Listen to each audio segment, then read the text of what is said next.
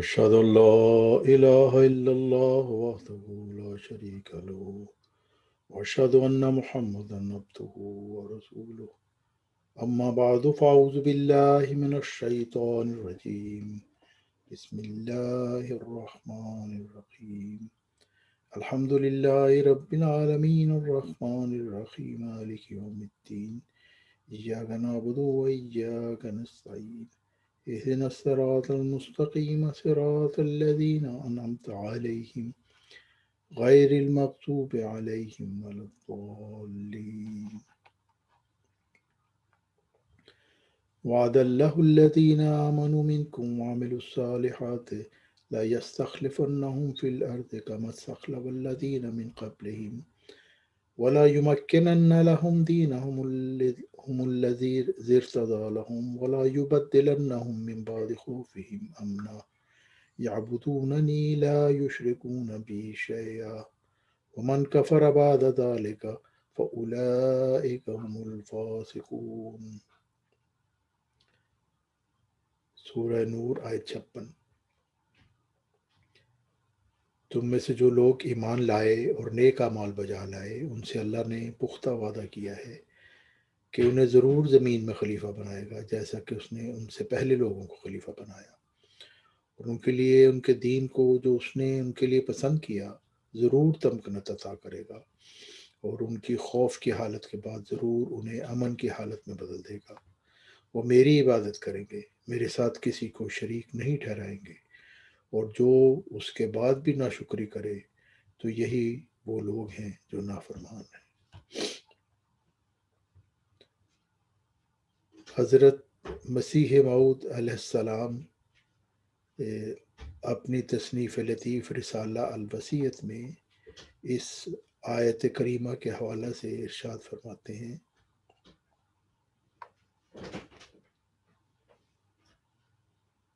اللہ تعالیٰ دو قسم کی قدرت ظاہر کرتا ہے۔ اول خود نبیوں کے ہاتھ سے اپنی قدرت کا ہاتھ دکھاتا ہے،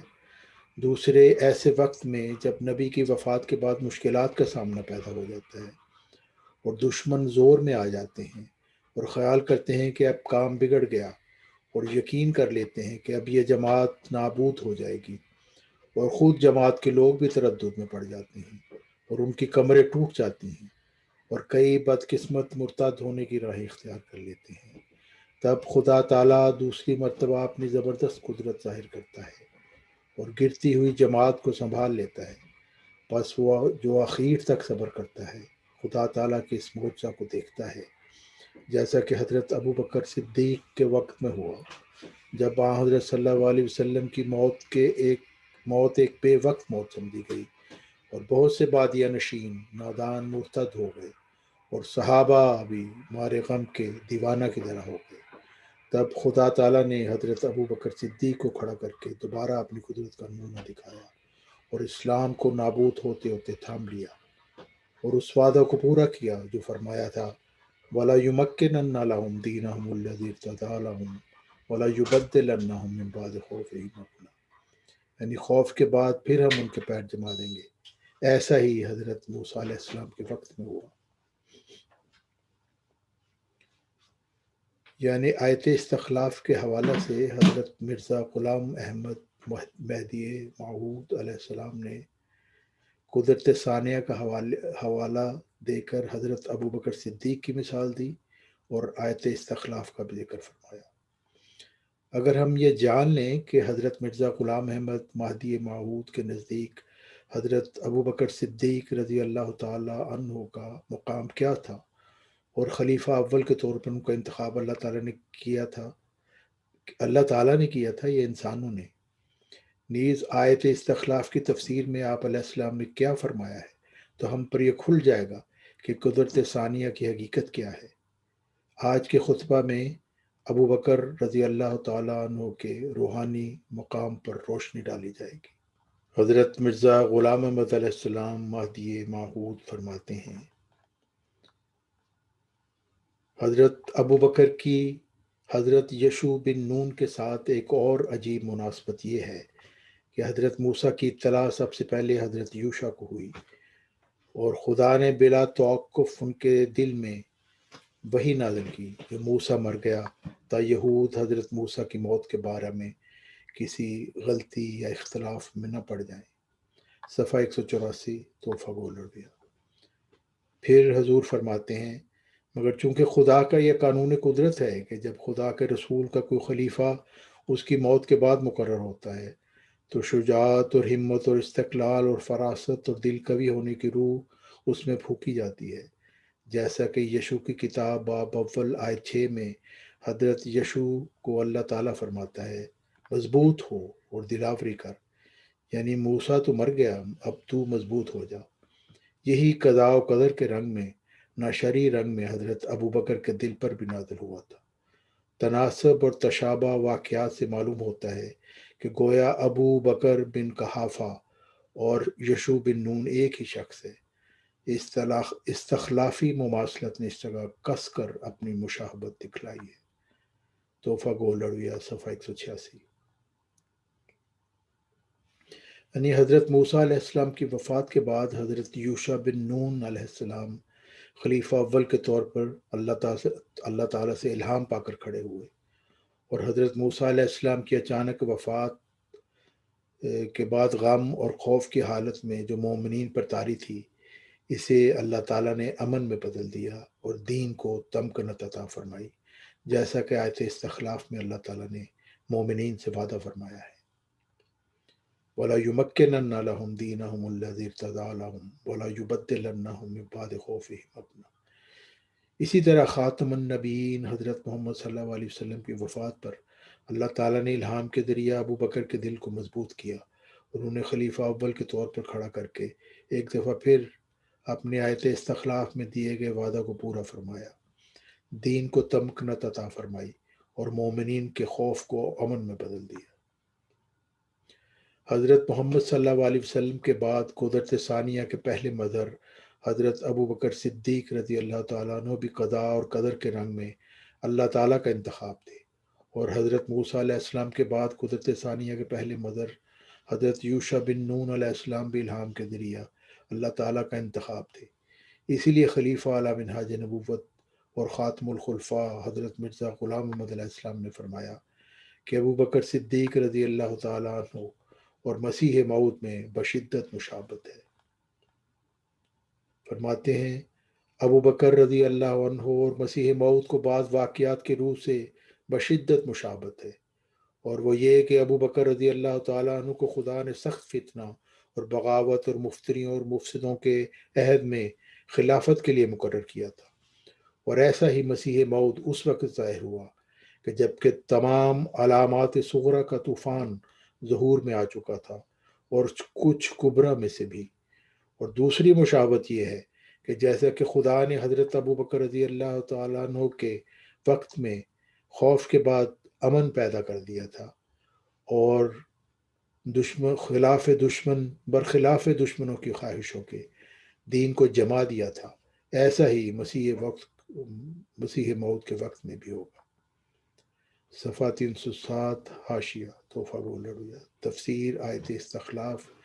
جلد 6 سورہ نور آیت 56۔ ابو بکر کا ایک عظیم روحانی مقام تھا، آپ خلیفہ اعلیٰ منہاج نبوت تھے، اسی لیے امتی نبی کا مقام رکھتے تھے، کیونکہ قرآن مجید میں بیان کردہ سورہ نساء آیت 70 کی شرائط کے مطابق اللہ تعالیٰ اور رسول اکرم صلی اللہ علیہ وسلم کے اطاعت میں کامل تھے، اور صرف آپ کی خلافت ہی آیت استخلاف کی مصداق تھی، جیسا کہ حضرت مرزا غلام محمد علیہ السلام فرماتے ہیں۔ اور آیت استخلاف بھی کچھ ایسی واقعہ ہوئی ہے کیونکہ یہ آیت ہر تانہ زن کو دھکا دیتی ہے، یہاں تک کہ میدان کارزار اور رزم گاہ سے اس کا رخ پھر جاتا ہے اور دشمنوں پر حق کو غالب کر دیتی ہے، خواہ وہ اسے ناپسند ہی کر رہے ہوں۔ بس یقیناً یہ آیت لوگوں کو ظلم اور زیادتی اور سرکشی کرنے والوں کے خوف کے زمانہ کے بعد امن و اطمینان کے دنوں کی بشارت دیتی ہے، اور اس کا کامل مصداق ہونے کی صلاحیت صرف خلافت صدیق رضی اللہ تعالیٰ عنہ ہی رکھتی ہے، جیسا کہ یہ امر اہل تحقیق سے مخفی نہیں، کیونکہ حضرت علی مرتضیٰ رضی اللہ تعالیٰ عنہ کی خلافت اس عروج، رفت اور اعلیٰ کامیابی کی مصداق نہیں ہو سکتی، بلکہ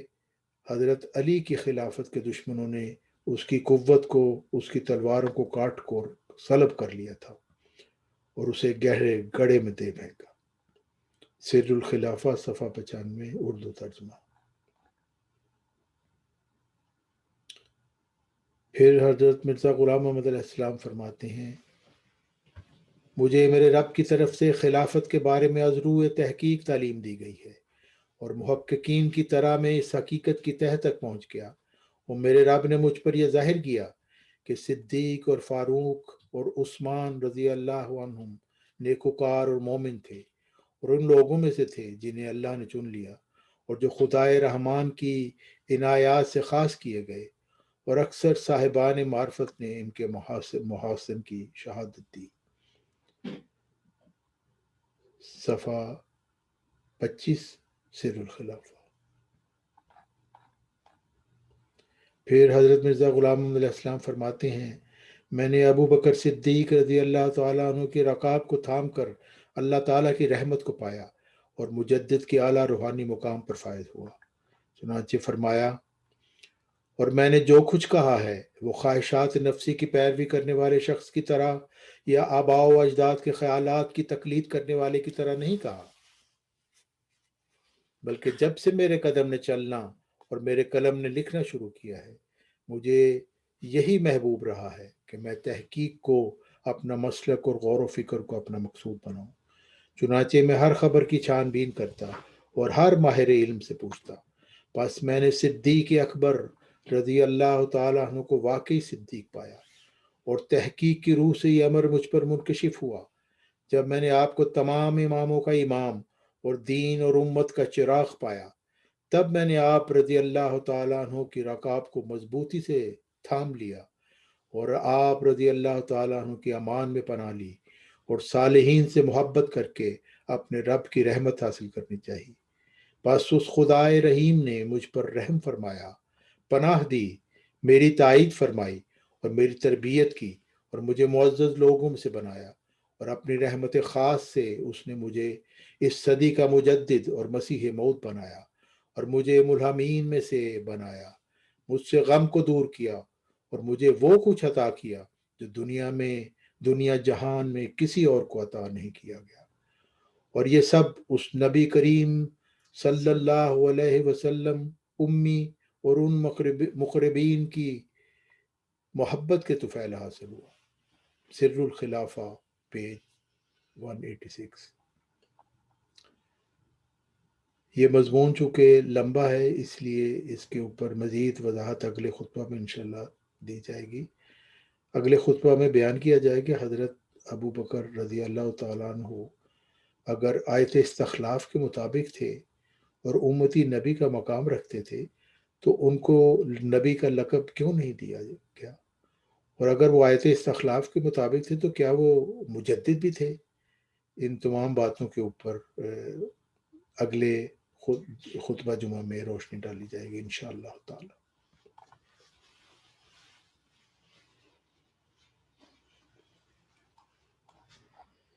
الحمد لله نحمده ونستعينه ونستغفره ونؤمن به ونتوكل عليه